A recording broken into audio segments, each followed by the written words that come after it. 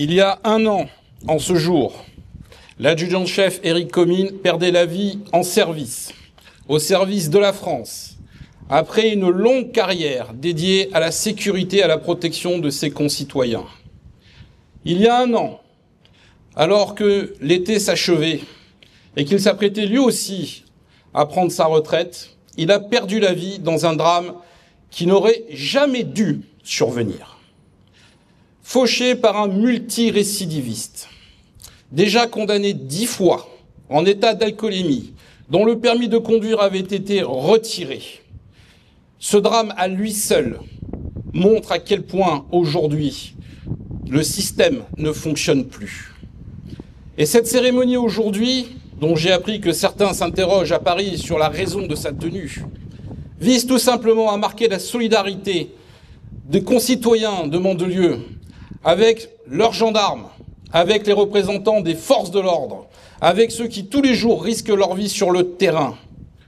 Madame Comines, il y a un an, alors que vous étiez dans une tragédie absolue avec vos enfants, vous avez depuis Mandelieu lancé un cri qui a traversé la France. À lui seul, vos paroles ont brisé l'omerta de la chape de plomb qui, depuis des décennies, réduisait au silence les victimes. Depuis que vous avez prononcé vos paroles, vous avez libéré la voix de ceux qui ont tout perdu. Et avec eux, vous avez libéré la voix du peuple de France. Car le peuple de France aujourd'hui ne supporte plus cette situation. Le peuple de France aujourd'hui, dans son écrasante majorité, demande que l'ordre soit rétabli et que la justice soit une justice. Il demande tout simplement que le bon sens l'emporte sur la démagogie d'une minorité qui impose son point de vue et son diktat depuis bien trop longtemps. Et c'est pourquoi aujourd'hui nous sommes réunis ici, avec vos compagnons d'armes, avec les policiers municipaux, avec les élus, avec vous les citoyens qui êtes le ciment de la nation française, tout simplement pour exprimer à la fois notre soutien et notre solidarité avec vous, Madame Comines, avec vos enfants. Vous avez fait preuve d'un courage admirable. Et vous nous avez montré quelque part quel était le sens du devoir. Vous aurez toujours à Mandelieu un foyer et une famille. Vous pouvez compter sur notre soutien total. Et comme le message ne doit pas être oublié, il faut le répéter, il faut le marteler. Cela fait trop longtemps aujourd'hui que ces faits d'actualité sont passés sous silence trop rapidement et que rien ne change. Aujourd'hui, ça ne continuera pas. Ne rien oublier, ne rien excuser et faire en sorte que tout change. Et c'est pourquoi nous avons, comme nous étions engagés, donné le nom de votre mari au rond-point de cette entrée de ville qui est située à proximité du peloton motorisé dont il faisait partie. Cet hommage est un hommage légitime, mais il ne s'arrêtera pas là. Nous allons continuer à le faire évoluer. Nous édifierons un monument et dans un an, nous nous retrouverons ici même pour célébrer sa création. Nous le ferons ensemble pour qu'avec vous et à travers vous, tous ceux qui ont le bon sens chevillé au corps et tout simplement l'amour de la France puissent enfin retrouver un foyer et une âme. Mes chers amis, aujourd'hui, votre présence, elle est essentielle parce qu'elle marque à la fois non seulement votre indéfectible soutien à nos forces de l'ordre, mais aussi tout ce que nous accordons à la priorité qui doit être celle de toutes et tous. C'est une œuvre commune. Nous devons tout rebâtir, nous devons tout reconstruire et le temps presse. Et je sais que chacun et chacune d'entre vous s'y prêtera.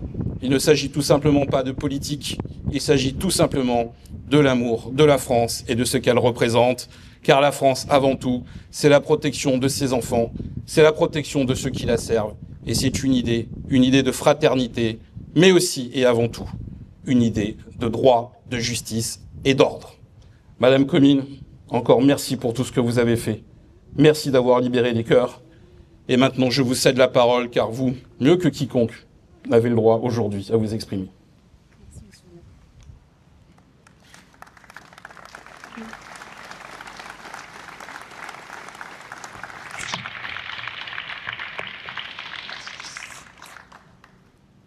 Bonjour à vous toutes et tous qui êtes présents en ce triste anniversaire. Avant toute chose, je souhaite remercier Monsieur Leroy, maire de cette magnifique commune qui l'honore parfaitement. Je le remercie pour son soutien infaillible depuis un an, à mes côtés et ceux de mes enfants. Il a su, par son écoute et sa bienveillance, nous apporter toute l'aide dont nous pouvions avoir besoin dans de telles circonstances. Ce que vous avez initié au nom de mon époux, monsieur le maire, en son souvenir, est un symbole fort qui vous honore. Savoir que mes enfants pourront voir cet édifice au gré de leur passage, de leurs envies, me réchauffe le cœur. Mille merci pour cela.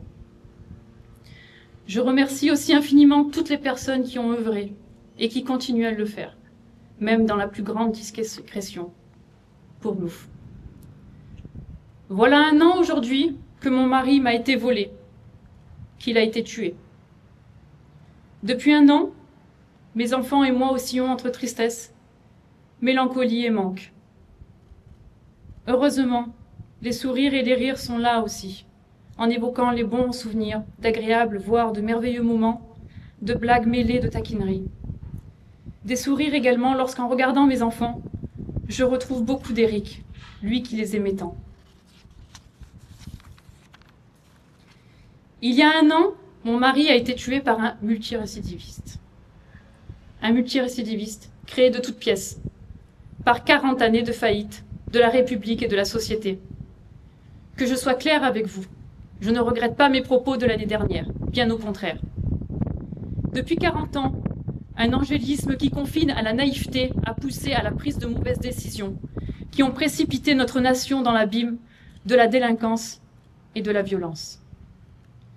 40 années où les œillères ont été scellées pour ne pas voir l'ensauvagement grignoter, gangréner notre beau pays. Drapés dans la sempiternelle bannière des droits de l'homme, et sans doute galvanisés par leurs ambitions électorales plus que par la destinée de notre beau pays et de ses citoyens, nos gouvernants, mandat après mandat, ont redoublé de démagogie et de choix absents. Utopie, mensonge. Ces 40 années d'excès de tolérance et de laxisme, de prévarication, même ont donné le permis de tuer à cet homme, mais aussi à bien d'autres, qui, faute de vraies sanctions, récidivent leurs méfaits et redoublent leur violence dans leurs actes, allant jusqu'à l'irréparable. Bien aveugle êtes-vous lorsque vous pensez que la violence d'un multirécidiviste ne monte pas en puissance, par manque de réelles sanctions. Il n'y a qu'à regarder les faits de très récents. L'agression au couteau d'un homme dévoué voulant protéger sa compagne, se faisant poignarder au thorax. Oui, je pense à vous, Madame Piboulot. Ou encore ce pauvre policier, pris en charge en urgence absolue, le 23 août, victime lui aussi d'un refus d'obtempérer. La liste est longue, très longue. Ce drame que mes enfants et moi vivons depuis le 26 août 2024, ce pourrait être le vôtre. Loin de m'apitoyer sur notre sort, ce drame est devenu mon combat. Je me dois de garder la tête haute pour mes enfants, pour mon mari. Mon mari ne reviendra pas et c'est un fait. Mais sa mort, son meurtre, je dis bien son meurtre, ne doivent pas rester vains. Ils doivent servir à noble cause, un renouveau pour le peuple français, qui ne veut plus de cet excès de tolérance, de ce laxisme, de cette injustice.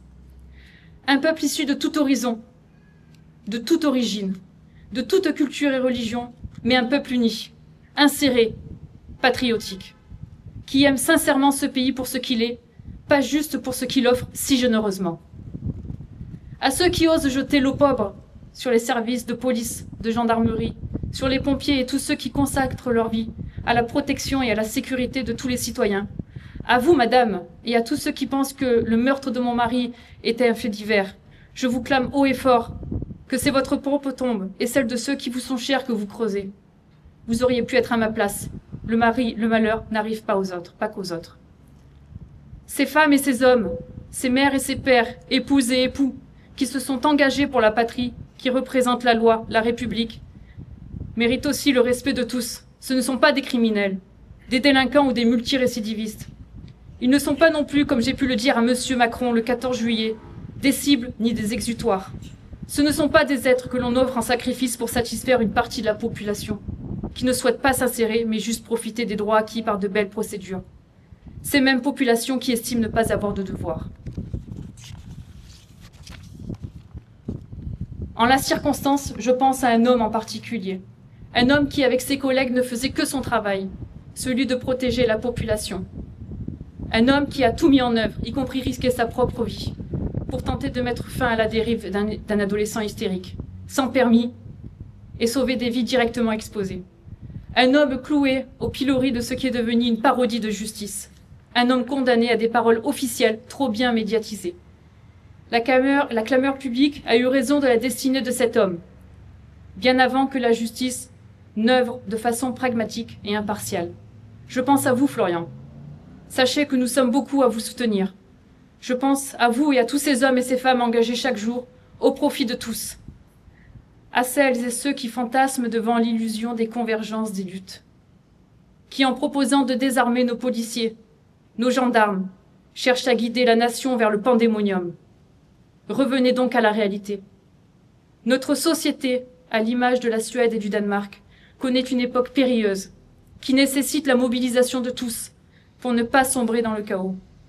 Puisse le décès de mon époux réveiller les consciences, puissions-nous tous décider que cela suffit.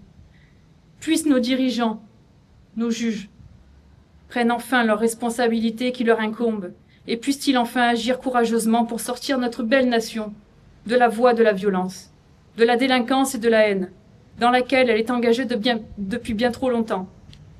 Je vous remercie.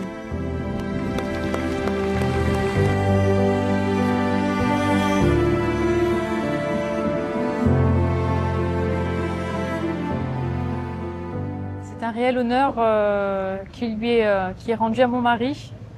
Ça me touche profondément. Je suis heureuse déjà de la qualité du rendu. J'aurais pas pensé que ça puisse être aussi beau, aussi grand. Et surtout, je suis heureuse de savoir que Valentin et Marie pourront passer devant au gré du temps et que l'hommage est rendu à leur papa de manière aussi forte, aussi symbolique. Voilà, c'est l'aménagement de ce rond-point que vous avez découvert et que vous allez voir continuer à évoluer, ainsi que Madame Comines, nous en avons discuté ensemble, nous avons édifié un monument à cet endroit. Il a un sens très simple.